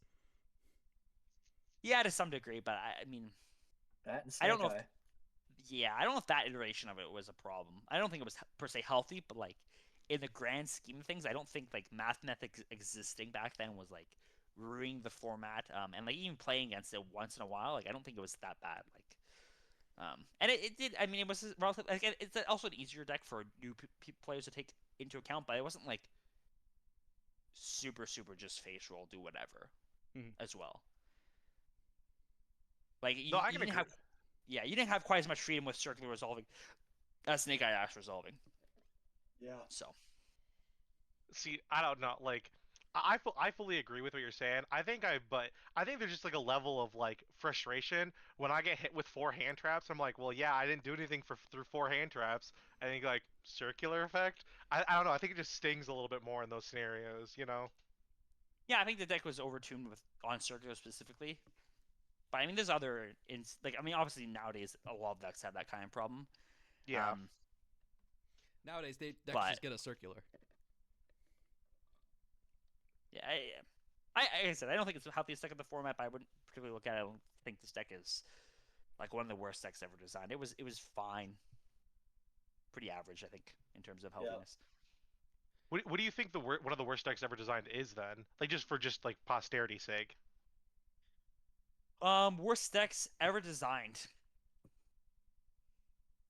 So like the big thing is it just leads to uninteractive gameplay. And so it's like what decks lead to uninteractive gameplay? Um, ooh, that's interesting. Let me look through some decks here. I'm Oh, sitting here. Tampai is definitely up there. Yep. True. Tampai is definitely like one of the top ones for that. Um, Mermail, I'm not a huge fan of. It's not that bad. It's rough, but uh, Tampai really just stands above and beyond everything else. I would have to agree there. I think it's one of the ones up there, at least on my list of like the like worst designed like decks and just what it produces. It's really hard to answer that question too, because it's like you have to judge them how they're used, or am I judging them from design philosophy? Because like I think Yubel Fiendship was a completely toxic deck. I think Yubel Pure was a very cool deck and a very cool design. Like the one Master Duel DC Cup we didn't have Fiendsmith cards, and it's like Pure Yubel was one of the best decks. It was like a 4 deck format. It was Yubel, Fire King, Despia, and Tier Elements, and that format was actually very fun. Even with Max D, it was a very very fun format to play. And like Okay. playing against Pure Yubel was like a very like really like just felt like you had normal games of Yu-Gi-Oh. And so like it's kind of hard to judge there because I don't fault Yubel and I love the Fiendsmith cards, but like them existing together was awful. Um, so like But there's that that. that kind of goes back to like one of the discussion we had early on, where like some decks just aren't designed, like aren't fully like realized to be played together. But when the community kind of sees like, oh, these decks really do work together, then becomes a more of a problem on that front. You know what I mean? Yeah, but who am I faulting here? Am I faulting the Yubel cards or am I faulting the Fiendsmith cards? Probably the Fiendsmith cards, I guess. But I don't think Fiendsmith was like the worst cards ever designed. Hmm. Um, yeah, I'm not sure what else is up there in terms of like that level of design. Honorable Uh, mention to the Scythelock Nets. What was it, 2021 format? That format was so bad. I like that format. I mean, that was my Wait, first Really? in real life. That was my wait. first in real life Premier Top. Wait, So I think you Oh, guys never mean mind. Then it was 2022. the coolest deck. I think you guys Oh, mean 2022. yeah, Sorry, apologies. no, that I that said was them one of on the those. wrong one. That format was so funny because like everyone felt like they hated it, and I was just like, I found a deck I enjoyed it, and so I mean that's the thing with formats. Like you kind of enjoy it as much as you enjoy the deck in the format. Not Hmm. always, but a lot of the time. And I was just playing Adventure Despia that format, and I mean I had a lot of fun that format because I felt like I didn't get hit by. I didn't have that many loose cons with the deck, other than the deck was unbelievably inconsistent, and somehow didn't matter. But it was like, yeah, I go activate Brand Fusion to start main phase, and then you Scythe Alchemy after I summon a Mirror Jade, and it's like, oh, I can't summon for the rest of my turn, and then I activate Right or something, and it's like, so Oh I no. didn't mind that format, in terms of the grand scheme of things. I don't think it was great, but again, I think it was kind of a middling format. I think some of the Snake Eye formats were for sure worse. I also think this last Nats was also worse than that format. Hmm. I would agree there. See, this is the hard thing. Is like everyone says they hated the Snake Eye formats, but I'm sitting here like I had a good time. I really liked my deck, so I had a fun time playing that format. So I have a I'm I hard I'm like time hating probably it. playing Snake Eye the Ash. I'm probably the biggest Snake Eye hater, and I will say that there were definitely points of that year that were good. Like I think Hmm. release Snake Eye was actually fine. Like as much as the power level was kind of insane, like I think that was like it was just below that level of like this is kind of it was just below the level of like get me out of this game. It was like still fine because you still have choices. Like there's still a lot of flu and Despia topping playing breakers, and so that to me is a sign of like if you can play breakers in a format with niche decks, but it's mainly a hand trick format, I think it's fine. And obviously I played voices a lot of that format, but like as soon as the big popular came out, it got really problematic, and then Nats was just really rough. Hmm. And I That's think fair. if people say like Nats wasn't bad, it was only not bad because it was the first event of a format. If we had another 5 months playing that, it would have been completely unplayable. So, um, and also like Tempai coexisting at the same time was and Ubel were just also awful. Um, No, again, that format was really awkward. Granted, it's like our friend Sam likes to say, like for the Nats, it was like either play feats with cards or go play side events, because that's literally what it felt like a lot of the time. So, Fight was also very viable, but I think it was mainly those things. mhm. But yeah, I'm not sure what else would go up there in terms of bad design. Snake Eye is definitely somewhere there. It's hard to look at Malice and judge it fairly as well because it just has so much Cyverse garbage that's really toxic, and so Mhm. like I don't know how much of that is like Malice issues and how much of it is like Cyverse issues. Because like I think playing against Malice with Razel in Anaheim format when we just had Malice cards was fun and enjoyable. It was like once we got the Ignister cards were it was really annoying, and so it was like almost an Ignister issue as opposed to a Malice issue. Yeah, because I think Grant will mention this, but it's like pretty much like from the point that Crossover Breaker came out, every subsequent main set that got released, the format just continually just got worse and worse and worse until it got to the point where like the things got hit. Mm-hmm. I blame the Attic Nister Yeah, cards. I played Malice for a while. I blame the Attic Nister cards for me not liking the deck anymore. yeah, the format was really bad. I think it's weird to say. I think like of the since post COVID of the Nats that were the best, it was like Cash was the best Nats. Oh yeah, no, that ass was awesome. Like as much as people hate Cash, I think people hate Cash in hindsight, but I think like or I think it hate Cash in the moment, but in hindsight, I think it was like a very healthy. It created a very healthy metagame because what it floodgated, but everything else was not floodgated, and the cards that beat it were fair cards, which is what you want. Yeah, you just dunk the Arise Heart and suddenly the game's like playable, Yeah, or you just choose to play a deck that like doesn't or just boost with doesn't the care. Rise Art, Yeah. and you just play normal games as Yu-Gi-Oh. So like, and the mirror match was good. So I rate Cash formats pretty highly in terms of like how enjoyable they were. Um, even though if it was like shifter decks, like every shifter was everywhere, shifter on legs, but like that was it. I accept that to have a rest of the format not have nonsense and just play normal games. So Mhm. I Well, think I it's could kind of one. go ahead. Sorry. I just say like, I think it's one kind of big thing where it's like you want the best that kind of sets the tone to whether it can deal with floodgates or not. And so you saw what happened with Snake Eye format. This was like one of the other reasons why I think Snake Eye was a horribly designed deck was like it had no good way of dealing with floodgates, but could abuse them so easily. Oh, I'm gonna flip a Skojay, and then next turn I'm gonna sack it off a Wish. Like it was just awful like that. Where you looks at deck, and Yami and Mitsu are also culprits of that, where they abuse floodgates really well because they set Omnis early, and you Mm-hmm. get hand trapped in the death easily. Where you look at decks like Tier, Cash, and Vanquish Soul, and it's like you really can't floodgate these decks at all. And if you try to, I'm gonna remove it, and I'm just gonna have this very efficient engine. And so I think like the best deck of the format really dictates how popular floodgates will be. Yeah, credit where credit's due. X did a lot of work for making like Rise Eel format really good. Oh, for sure, yeah. I mean, Rise was one of those weird decks as well, where it's like I think it's similar to Cash, where like if you're playing into one of these decks without it, it feels pretty rough. Rise more so than Cash, weirdly enough, because I think like it's a lot easier to answer a Rise than a Detonator. Or I should say, like I think it's a lot easier to answer the boss monsters, but Cash has less efficiency than Razel does. So you have less on top of it. Mhm. Um, but the matchups into itself were so good. Like both Arisar and Detonator were not issues for their own decks, and so it made the format really good that way. Yeah, because I think it was like almost like correct to say if you were playing the Kashmir, you would send your opponent first because you could easily out a Rise Art. Like it was not an issue at all. That's the funny thing. Like I think people just did different things, which again is just a sign of a good format. Like, people just go and do their own strategies, which is what makes it fine. But I Mhm. mean, like, both those formats are like I don't generally play the best deck if I don't like the mirror match, and I played both Cash and Razel. I didn't end up playing Cash the whole thing, but I played 3 by 6 with Cash, so I definitely liked it to some degree. Um, and so if I'm playing the best deck, format's probably not too bad. Okay. So I guess that'll be our gauge. It's like if Santoli's playing the best deck in the room, I think that might be a gauge of a good format then. The Santoli meter. Yeah, maybe I'm not humbling myself enough, but I mean I think it's somewhat reasonable of a claim. I really don't like playing these nonsense Yeah. mirror matches if they're not good. I can feel that. That's pretty reasonable.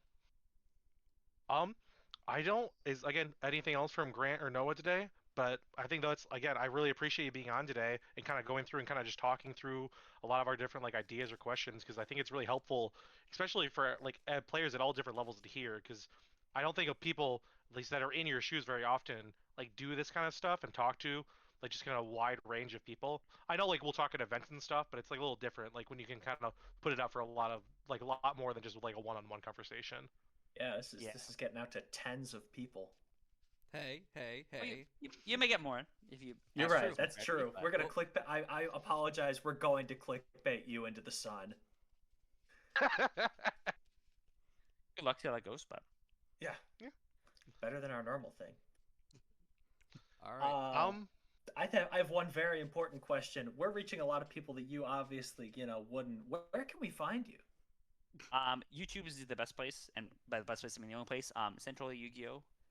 Go check me out there. Deck profiles, discussions. I don't upload super constantly, but several times a month, so you'll get me there.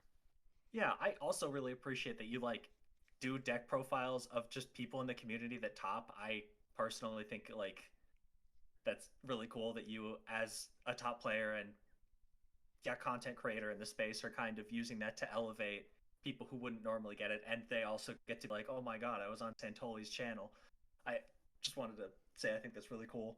I'll take the free ad revenue. No Yeah. problem. I know you're saying this. I'm like, I punted. At like not the last lanes, but the lanes before. I was one win off. Could have been on Santoli's channel with Fiend Smith race in the middle of Mitsu format. So close. All right. All right, yeah, thanks for having me here. Yeah, thank you Yeah, for it was a coming pleasure. on. Thank you again. Appreciate it. You do not have to thank us. Jeez, this was like a bit because I'm like, oh, we can't get Santoli on the pod, but you're actually just like that chill of a dude. Let this be a lesson, dear viewer. Nothing is a no until you ask. That's true. All right, and for the rest of this episode, we're just going to be going over our regional reports from the Indianapolis Regional. Me and Nick both went with several of our friends. Noah Lame did not go. Shout out. Yep, went to my nephew's football game, the last one of the season, where he won, by the way. Oh, and good. it was also his birthday, so You know what? I think that almost excuses you. So, Nick. Okay. Nick got 13th with the fan-voted deck Memento. Congratulations, Nick. Thank you. And then You guys I got... have to vote for a worse deck next time. That's We need to true. put this man in the ground. No, it's funny because I was literally saying that Memento was the worst option on that list. We need to make Who him take knows? heroes or some shit. That'd be funny. And then I got 11th with, and I know everyone expected me to bring Mitsuyami. I brought Sulfur Yummy instead. I pivoted last minute. Nick, do you want to go first? Then I'll talk about my list. Sure. So I played Memento. I ended up actually playing pure Memento when I think a lot of people in our group was like, I initially was doing a lot of the Fiends with stuff, and because I really like the Fiends with the cards in the Memento deck, but I ended up getting to the position where it's like I just wanted more non-engine, and pure is the only version of Memento that facilitates that. So we had to play pure, and that wasn't that big of a deal, but it was good. It worked. Generally, it was a good day. My only losses were I lost one round to my own mistake, and like it happens, like you gotta make mistakes. And then I lost the last round to getting Ash Belled on game 1, and then got D-barriered game 3. And I just couldn't do anything with my hand, sadly. But overall, it was a good event. Massive shout out to my Lunalight opponent, round 4.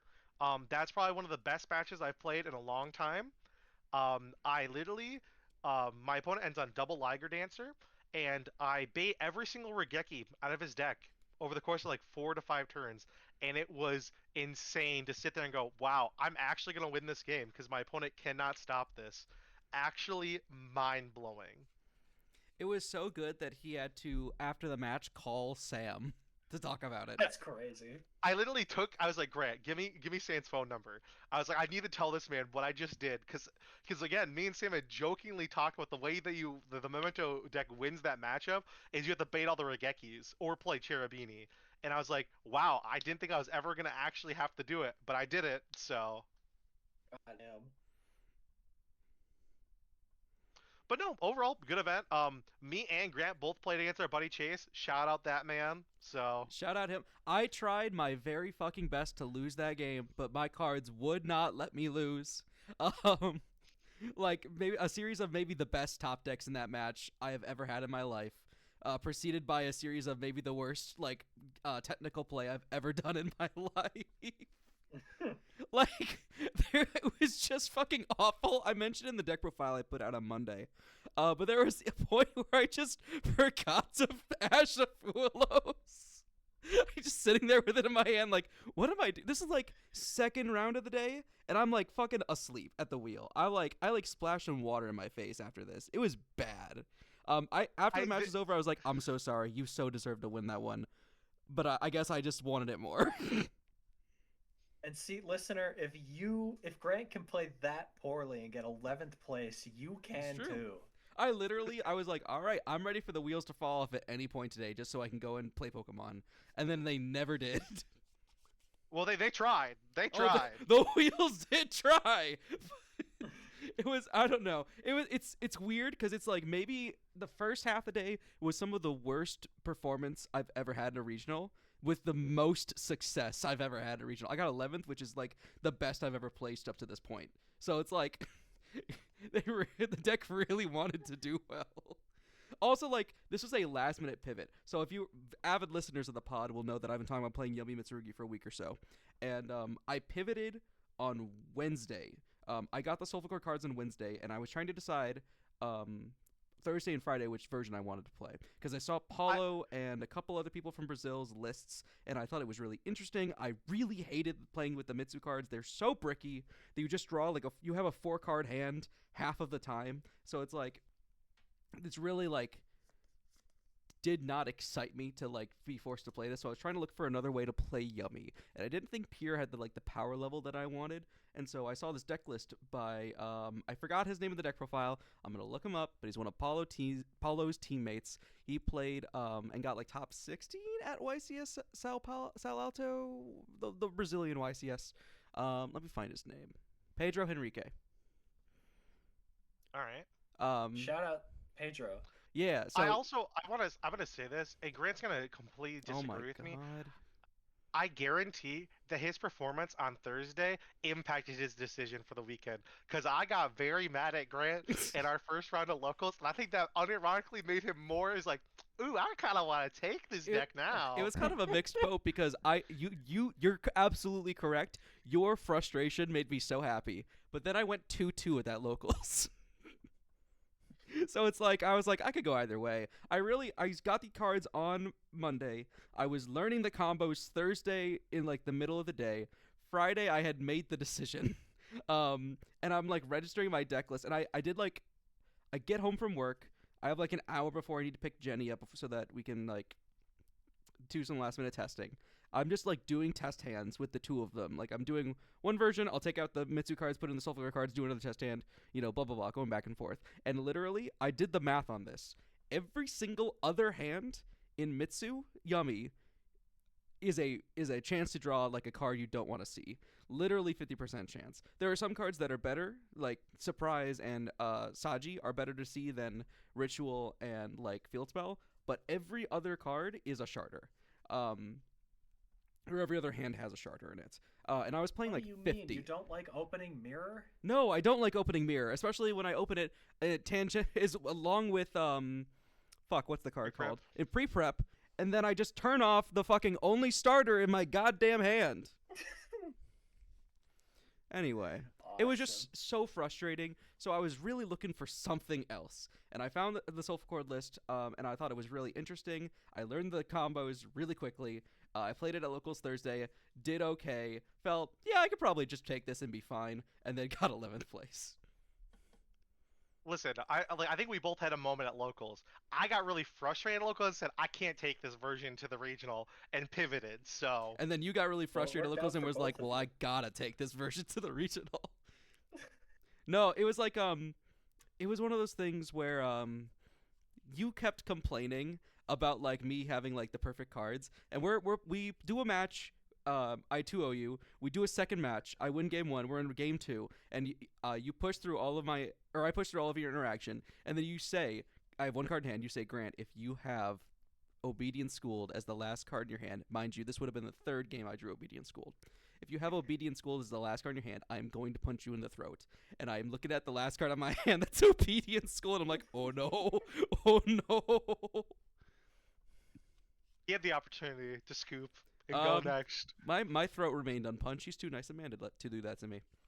No, we were in public. If we were in his house, he would have got fucking punched. So, but yeah, the Soulful Core cards are awesome. The gimmick with them is that you get to play Purge. Ooh. Yeah, because they're all Earths and Lights. So you get to play That Purge. card beats the Draco Tail traps. It does. Draco Tail, unironically, pretty. I think that like this matchup is preferred for Soulful Court specifically because you get all those tech cards.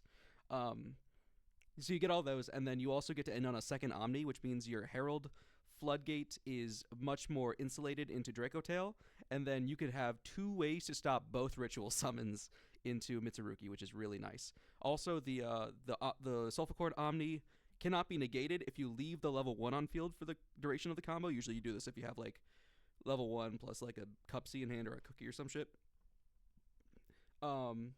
If you get Dark Rulered and like that other guy gets negated, so like your entire field is negated, you have a Ryziel Cross for monster effects on the field in your Pendulum Scale, so you get to just like spawn it if you get Dark Rulered. It's really nice.